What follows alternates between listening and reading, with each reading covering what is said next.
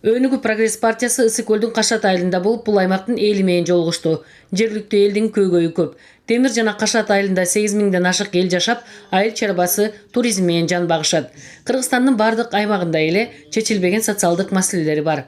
Жеткинчек бала бакчасы өнүгүү депутаттык тобунун аракети менен майдан баштап өбөктөрдү кабалаларын уккан эл кубанысын кол чабуу менен коштоду. Ошол каржы маселесин биз бүтүрдүк. Май айында республикалык бюджетте өзгөртүү киргизилгенде ошол акчаны 1 миллион 218 миң сомду ошол бюджетке киргизилет, урматтуу. Ошол маселени биз чечтик. Жогорку кеңештин депутаты Өнүгүү Прогресс партиясынын төрагасы Бакыт Төрөбаев элди өзгөрүүгө чакырды. Анткени Кашат айылынын мектебинде электрондук башкаруу жана коопсуз мектеп долбоору үчүн 80 миң сомдун тегерегинде каражат талап кылынууда. Бакыт Төрөбаев жергиликтүү эл өз салымын кошсо, ал дагы каражаттан жардам берерин билдирди.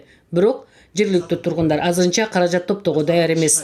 Элдин аң сезими жардам алуу менен гана чектелбей, чогуу өнүгүүгө аракет жасаш керек деп билдирди Бакыт Төрөбаев. Ар бир адам өзү өзгөрүп, өсүүгө аракет кылбаса, натыйжа болбоорун айтты.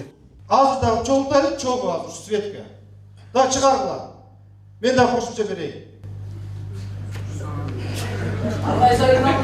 Жок, мен ошо Кашат айылында.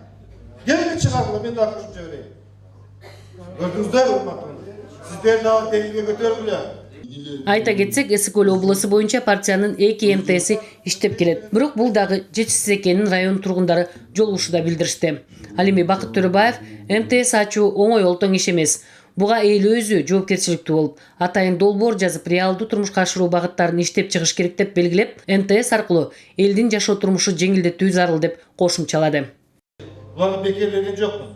Бирок ошол техника шарт түзүп бердик, өмүр бою булар калды. Өмүр бою булар өнүгө теми.